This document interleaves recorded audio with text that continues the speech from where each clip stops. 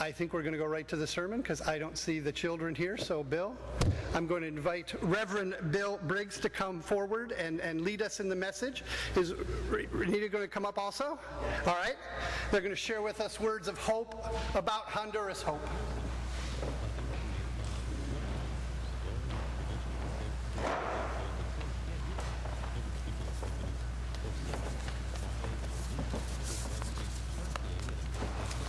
First, I want to thank Mark and Bill and Alicia for giving me the opportunity to be here with you this morning and for the opportunity of introducing to you Regina Lobo, who is going to help me bring the message this morning. Now, Moses sent 12 spies to go to look out for the promised land. And these spies returned. 10 of them said, "They are stronger than we. It's a land that devours its inhabitants. They're giants." And to ourselves, we seemed like grasshoppers. But Joshua and Caleb replied, "No, we can go. The Lord is with us. We are no grasshoppers. We can overcome." Or if we were to say that in Spanish, we would say, "Sí se puede." One of the biggest obstacles to success in this world is the lack of self-esteem that we often have, both of ourselves and the kind of way that we treat other people as well. But you know, Martin Luther King, many years ago, when I worked with him in Chicago, taught me to believe that I am somebody. I'm no grasshopper. And you know, it only takes a spark, just a few people believing this, to get a real big fire going. Just a few people enthused with the Spirit of God can transform others. We don't need thousands. We can begin right here in St. Johnsbury, north and south. You and I can turn fear into hope, despair into promise, and doubt into faith. Every year when I'm in Honduras, all the students, and there are many of them now, have to listen to my charlas. Most of the time they're very energetic and enthusiastic, and half of the time they understand what I'm saying. But my favorite theme is "Sí se puede." Yes, we can. Because mission impossible can become mission possible. It warms my heart when I hear these kids shout it out. "Sí se puede, sí se puede." Let me see if you all can shout it out and warm my heart.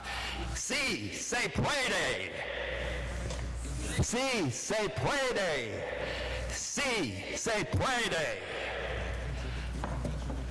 There, see? Each of you have very special gifts to share right here at this union worship. Some of you have the gift of prophecy, others the gift of organization.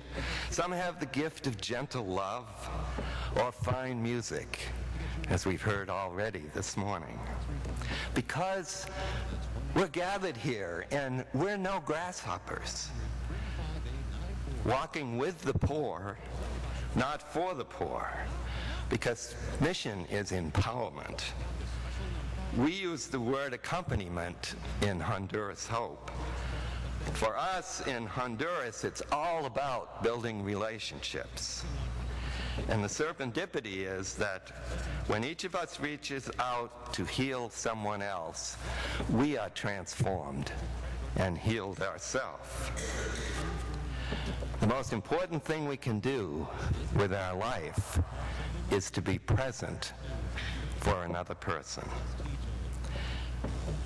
In addition to your own great mission projects here in St. Johnsbury, you have over the years, many of you, supported Honduras Hope.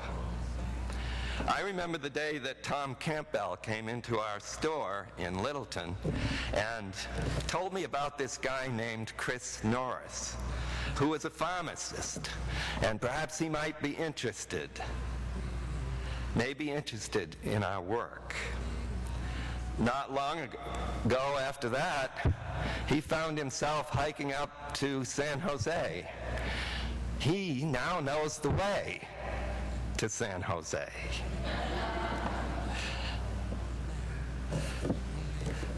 Magically, Mark appears at a board meeting and learns more about what we're doing. You see, mission is all about that spark, bringing people together, spreading the good news of hope. Our budget has grown in Honduras Hope. 8 years ago, we found it very difficult to raise maybe $15,000 a year for the work that we do. Today, our budget is over $100,000 each year. At present, Honduras Hope works in 3 communities. We work in Yoro, where we have a boarding house there that houses 23 high school students that come from San Jose. We have a culinary school that we've just completed, that we've built with the cooperation and aid of the Common Man restaurant chain in New Hampshire, and we just opened 2 weeks ago. And we have 30 students, 15 in the morning and 15 in the afternoon. And our kitchen there looks just about like the kitchen that you have here, that is also used for a culinary school. We have in Plan Grande, which is the community that Regina comes from. We have schools that we've built. We have a nutrition program that feeds about 50 kids from 1 to 5 years old. We scholarship about 76 kids right now that are enabled to go to high school, 14 that are in the university. Regina is the first Tolopani Indian girl to graduate from a university. That's pretty exciting when you think about it. Remote San Jose, we've put in a water project. We have a clinic with a full-time health nurse, and we have a nutrition program. I want to highlight, before Regina speaks to you, 2 recent projects. The first one is in remote San Jose. There, a mud brick school served about 125 children. And one day after a very serious rainstorm, it seems to rain all the time up there, it's actually in a cloud forest. But what happened is that the whole building, since it was made out of mud, collapsed. And so we had a community meeting to see what we could do. And all the transportation that was available was mules.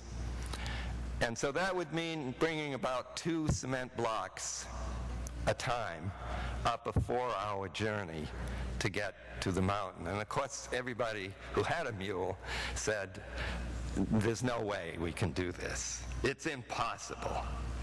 And so despair seemed to pile upon despair. But you know what happened? 3 small boys had 3 grain bags, and they had hiked 3 hours to bring to the meeting 3 bags of sand that they had collected from the river. And so, you know what? They said, "Si se puede." Yes, we can do it. And you know what we did? We got a brick-making machine. And we brought that brick-making machine in pieces on the airplane because it weighs about 200 pounds. And so we broke it all up and put it in different duffel bags, got it there from here, got it up to San Jose, and made the bricks out of cement and out of sand. Now they have a beautiful school building. The second highlight that I want to share with you is that one of our major empowerment projects, I guess you could say, is the empowerment of young girls to dream and to realize their dreams. And so we have 23 kids from San Jose living in a boarding house with a retired clergy couple from the Evangelical and Reformed Church in Honduras, our partner church. And these kids, many of them have never seen an automobile before they come at 14 or 15 years old to live in the boarding house, never seen a light bulb, never eaten an ice cream, never seen or had any kind of experience like walking on a sidewalk or going into a store, let alone a department store like the Marquez or the grocery store like the Marquez grocery store. Never have they had that experience. Imagine that if you were 14 years old and had never done or experienced any of these things. But I'm going to let Regina share with you her story, because for one thing, she does it much better than I could. So, Regina, can you come forward and tell us about your experience? Good morning, everyone. I'm Regina Wolf, Regina Lobo in Spanish. I'm from Honduras, like Bill said, and I am the first student Tolupan graduate at the Autonomous College from Honduras with a journalism degree. That's thanks to the support education programs Honduras Hope. It's a privilege for me to be here because this is my first time in the United States. And the reason that I'll be here is because I want to support Honduras Hope and different activities to increase money to continue support families in Honduras. Honduras Hope is an organization has been working with rural poor and communities in Honduras since 2001. And during all these years, Honduras Hope and all the volunteers has been developed many projects to help poorest people in communities like San Jose and Plan Grande. Across the programs, education, infrastructure, economic development, and health and wellness, this organization has made the difference in Honduras. Every year, there are many students graduate at the college and high school. And the only way to transform a community is working together. And members, the Honduras Hope, used to say at the student is, together everything is possible. Like Bill said, we can do it. Si se puede. Now, all the students work together every time. So now, the only things the Honduras Hope made is build a lot of houses to families that live in worse condition because they can, build a better house. But now these people have a better home. And I am a witness that Honduras Hope made a lot of work because I had worked side by side volunteers to Honduras Hope and Plan Grande and San Jose communities. And I am the real proof that Honduras Hope made the difference because I finished my college, and now I'm so grateful to the support that Honduras Hope bring me during 4 years and at the college. And today I can say that I am feel proud about myself because I achieved my dreams to become a professional journalist. So for the moment, I'm here to support and different activities, and actually the last week I was working at Laconia, Franconia, to working really hard and motorcycle week to support, the student in Honduras, and it was amazing experience for me, and I'm so glad to meeting a lot of people that make donation to important organization Honduras Hope. And I'm so happy to meet you today, and I hope that you share with us a little more about Honduras Hope. God bless you. Thank you.